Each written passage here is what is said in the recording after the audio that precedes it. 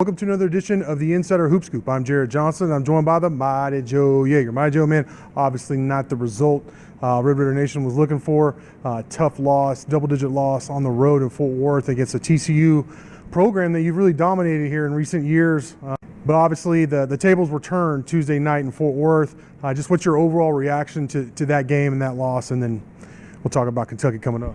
Yeah, I expected it to be a tough game, but I thought Texas Tech would probably win by a pretty small margin. The spread was 2 to 3 points, I believe, in Tech's favor, which sounded about right. I wasn't expecting an 11-point loss.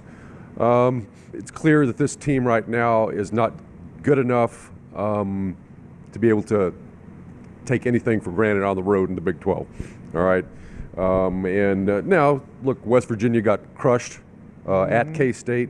These things happen. And came back. Then came back. Texas, so. Exactly. There could be a lesson there. So it's a tough road to hoe. But listen, I mean, last year's team, and you hate to bring that in, national runners up, but that's what the standard is around here now. You can't just ignore that. The teams that are really, really special are the ones who go on the road and win those games, those tough games. Texas, Iowa State last year,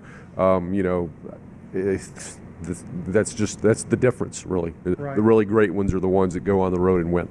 So right now, this does not look like a great Texas Tech team. They've got all sorts of issues that we could go into if you want. What do you think is the main issue? I know there's several that goes into some, but what do you think is causing this inconsistent play, you think, from the Red Raiders? Well, it's, the defense is good enough to win at a very, very high level. Offense is just wildly inconsistent. Yeah. I mean, they're scoring 50-something one night, 80-something the next. And I think it's worse on the road, better at home. Surprise, surprise. Right. So, they've got major problems. They're still turning the ball over too much, 15 turnovers last night. Not good enough. They need to get that number down closer to 10. So that is a problem. And the offense just does not look in sync. It looks out of rhythm.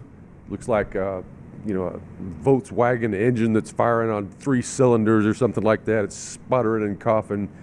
And I think they're going to have to do some adjusting with the scheme that they run. Maybe actually dial up a few more set plays, and stuff like that to try to get this thing working. And personally, hey, I would like to see Terrence Shannon featured a little bit more in the offense because when the ball's in his hands and he's attacking, good things are happening. Right. So you try to facilitate that, it seems to me. Set an awful lot of screens for him, get him the ball, let him go to it. I'd like to see Clarence Nadoli a little bit more. I mean, he's a guy who brings some confidence and aggression. Now, he makes a mistake here and there. There's no doubt about it. But, I mean, I think this is a guy who's worth giving a shot out there, So there's different things they can do, and I'm sure they will do. But it's the point now where I don't think you can just, keep it on autopilot and just assume that everything is going to work out. I think you got to take some action here. Yeah. I agree, and my biggest concern actually is on the rebounding. I mean, it seems like when Tech plays any team that has like a good front court, other than Louisville, which is still kind of a mystery to me, they get pushed around. I mean, Baylor pushed them around. That was the difference in the game.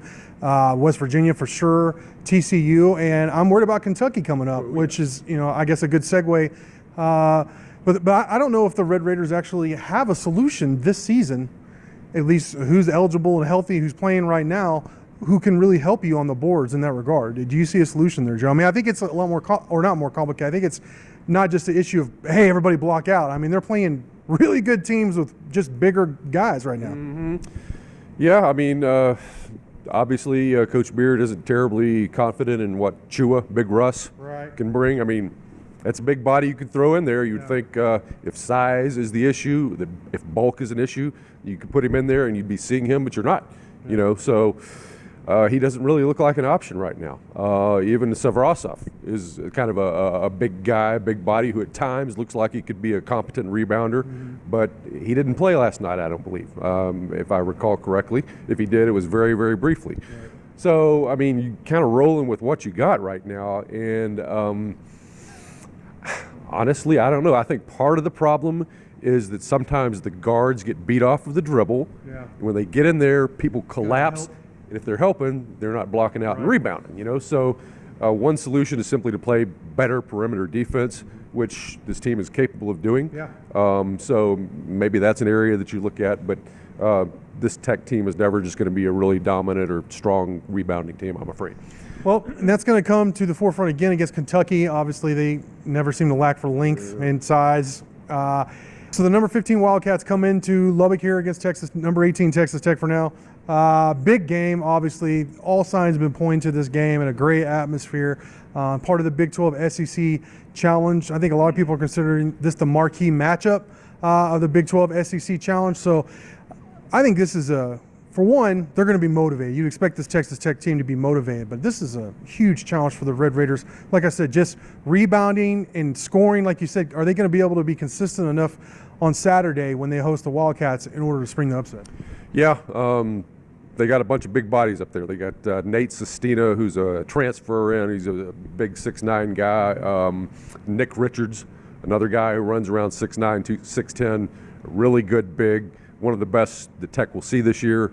Montgomery is another big hoss in there, so they got the beef in there that you're going to have to deal with.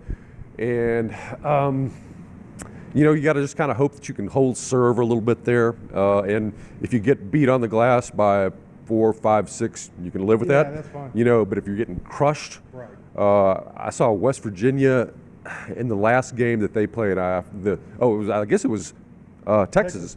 Pretty much double them up on the glass. Man, it was like 52 to 26 or something. You can't have that. And that's what Baylor basically did to Tech almost. I know. The season, so obviously that's going to be a huge challenge. But like I said, if you just keep it kind of respectable in that area, then you can beat them in other areas because Tech has its own weapons. It has a massive home court advantage.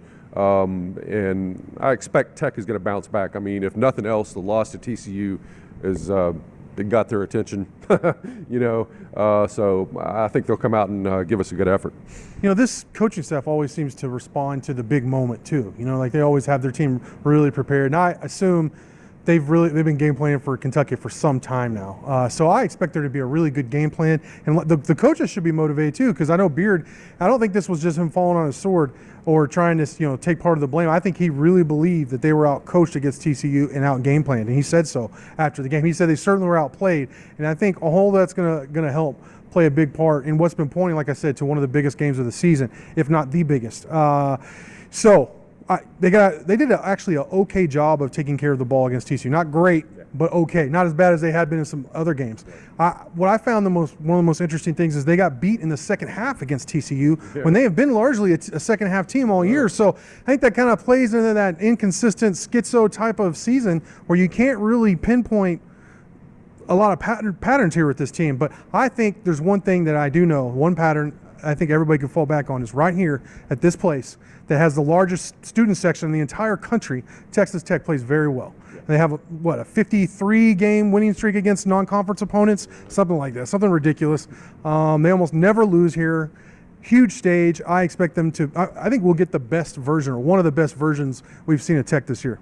Sure, and I mean, if all this isn't enough, this game has huge NCAA tournament implications for Texas Tech. Yep. I mean, Tech is trending towards the bubble right now. I mean, that's kind of the way they've been all year, except at the beginning, Tech was, by all calculations, solidly in, but they had the 3 games that they lost in non-conference, and their stock took a nosedive. And then since then, they just kind of been up, down, and right now is a down. It's a bad loss at TCU. There's no way to sugarcoat that. So you're in a situation now where every game is very, very important, and Kentucky, huge marquee win. If you could get that, resume builder. Exactly. I mean, you're like the champs of Kentucky if you win this game. So that's pretty good. That's a basketball state. So yeah, there's pressure, there's motivation, there's going to be intensity, there's going to be mayhem and madness. We hope that what happened up in Lawrence doesn't transpire again here, but it's just going to be crazy. So I imagine that most of the people who are watching this will probably pay attention to this game. Absolutely. Hey, Monty Joe, man, I can't wait to see how it plays out. You know, it's hard to predict this crazy season, but great stuff from you as always. Thank you all for watching, and until next time.